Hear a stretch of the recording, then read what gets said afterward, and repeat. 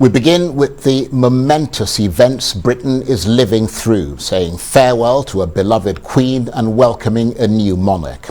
Right before our eyes, in full technicolor and regalia, the living embodiment of the UK's constitutional monarchy and parliamentary democracy, the unelected and elected chambers of Parliament sending their condolences but pledging their allegiance to the new sovereign, recognising that the constitutional monarchy is the guarantee of stability and unity in the UK, with Parliament the living, breathing instrument of British democracy, as King Charles put it.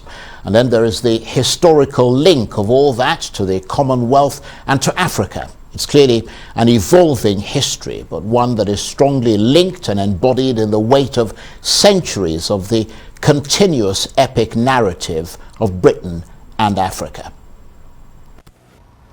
Well, to talk us through all that, as well as the close and sometimes complicated relationship between the British monarchy and post-colonial Africa, I'm joined now from our studios in London by the British journalist, author and specialist in UK-Africa relations, Richard Dowden, who was the former director of the Royal African Society. Richard, thank you very much indeed for joining us. How personal is her passing to you? What did she mean to you as Queen? Oh, she's been there all of my life, and I think of the time when she was in Kenya, and her father passed away, and she had to come back to this. It was totally unexpected. The king would die, and she was plunged straight into a coronation, and it was a very difficult time. So I think that her passing has been she's just been there all my life, and I think she's very rarely made mistakes. I'll just tell you one, and she has a great sense of humour as well. That's the other thing. I don't know whether you've seen the Paddington Bear little clip, the bear that, and she sits down and with the Queen sits down with Paddington Bear and discusses marmalade sandwiches. I mean, for her to be doing that at her age was just, the whole country was just laughing, and I think that's the last time I actually saw her on the television live, doing this little clip. Yes, I'm trying to think of places where she hasn't been in Africa, and I think one of the most extraordinary things that affected everybody in Britain was the sight in 1961, where there were not very many black people in Britain at that time. She was dancing with Kwame Nkrumah, the Ghanaian, what would he have been? The minister, because and to see that was quite a shock to Britain at that time. And she did it quite calmly and quite happily. So I think that was one of the things that really made a lot of people realise that, there was little England, and here were these huge territories in Africa, and then gradually they became independent, and that was quite it was quite a difficult time, but it was very, very, very popular within Africa, and I think it really will. That was the starter gun for Africa taking control of its own destiny.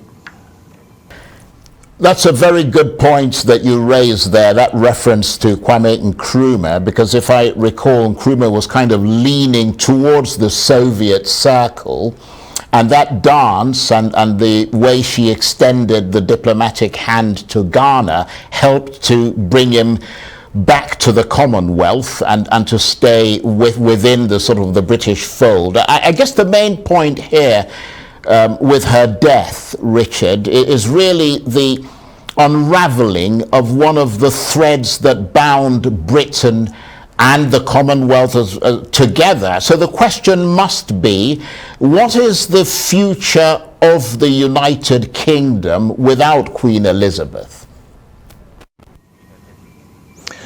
Well, her son Charles has taken over, and I sense, I've met him a few times, he's a rather hesitant person. He delves into all sorts of he was very keen on nature, and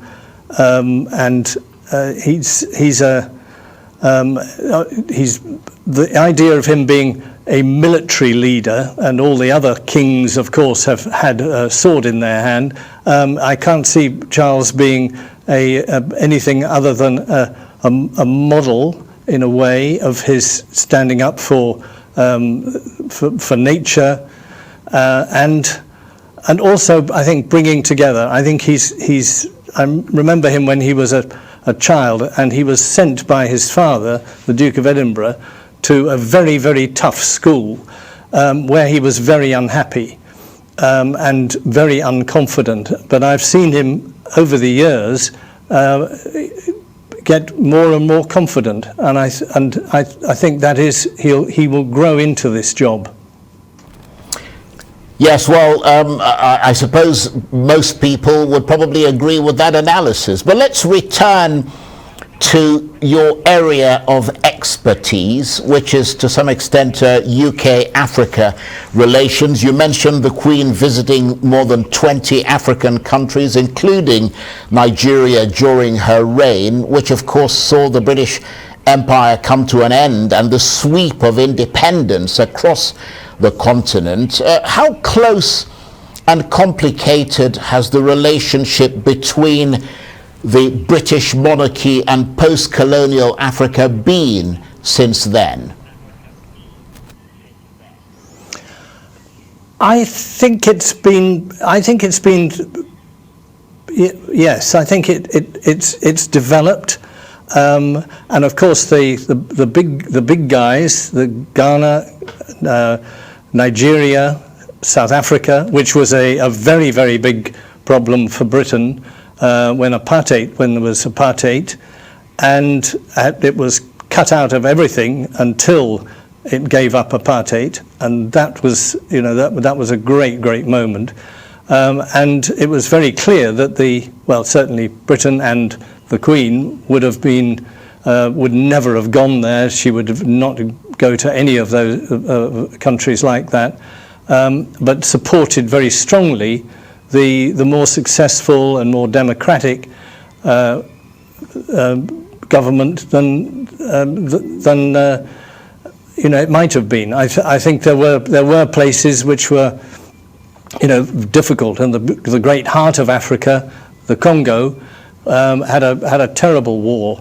But it was, Belgium was the smallest country in Europe, and it had the biggest slice of Africa, and that really set Africa back, I think, and it didn't. It's only now, I think, become much more democratic and more, with a much better economy, and I think that stands for quite a lot of Africa. You look around now and you think, someone like Mugabe has gone, and some of the other dictators have gone, and it seems to me that Africa is with the support of Europe and America, and now China. The other countries are becoming more and more engaged with Africa. Yes, and you mentioned two southern African leaders there. Well, certainly the relationship with South Africa, but you mentioned Robert Mugabe of Zimbabwe, with whom the UK had the greatest of tensions. He was awarded an honorary knighthood by the Queen in 1994, but as tensions deepened, Zimbabwe withdrew from the Commonwealth in 2003, and Mr. Mugabe was stripped of his British knighthood in 2008. So I suppose that's one example of the complicated relationship between Africa and the UK. Yes, and I think that Britain was very careful not to interfere too much. They obviously didn't like Mugabe and his policies, and particularly when you had all these white farmers throughout Zimbabwe, it was a problem, but it seems to have completely settled down, and I know of that some of the farmers who had left have actually gone back, and there is there was a process of giving back their land to them, not least because they were very, very good at farming. And most of African agriculture is not in great big farms, but in little family farms. So I think Africa, as I say, it is getting better and better. I like to sort of click onto the news every day, and that's become more peaceful. Look at the economy there. And I think Africa is growing quite fast at the moment, and I think they'll be very successful. Yes, well, that's a nice thought. But I just returning to one of the relationships you touched on, which is with South Africa. I understand the Queen had the closest relationship of any leader on the continent with Nelson Mandela. They were signing letters to each other with "your sincere friend," and referring to each other as Nelson and Elizabeth, which in a sense is a break from royal protocol, isn't it? Absolutely, and only those two could do that. I mean, they set aside the protocols completely and spoke to each other very directly, and Mandela had terrific admiration of the Queen, and always very, very in that very gentle Mandela way, just praising her and giving her support. And I think right through that period of the end of apartheid, I think the Queen did play quite an important role there, just gently, but it would never be noted. But I think you'll find, as history will think, that the Queen did read all her papers and would occasionally make little suggestions. She never interfered, but she made suggestions.